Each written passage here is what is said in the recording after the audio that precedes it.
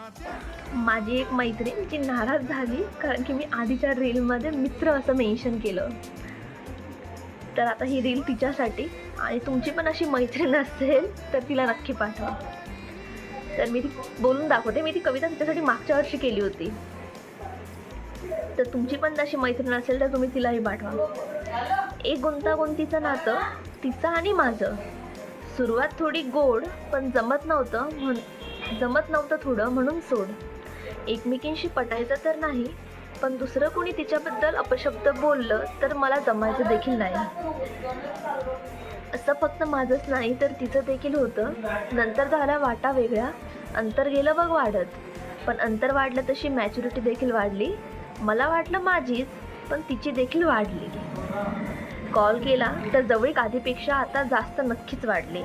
नसतो बघ आता इतका वेळ, पण आठवण आली की कॉलला देखील नसतो आमच्या ताळमेळ. आधी असं नव्हतं, कॉलच्या आधी वेळ पाहावा लागायचा. रात्रीचे 2 वाजले म्हणून कॉल आता नको करायला. पण आता तसं राहिलं नाही. वेळ आता आमच्यात थांबला नाही. मनाला माहीत असतं तीच आहे तिथे, म्हणून आता कॉल कधीही करायला काही वाटत नाही.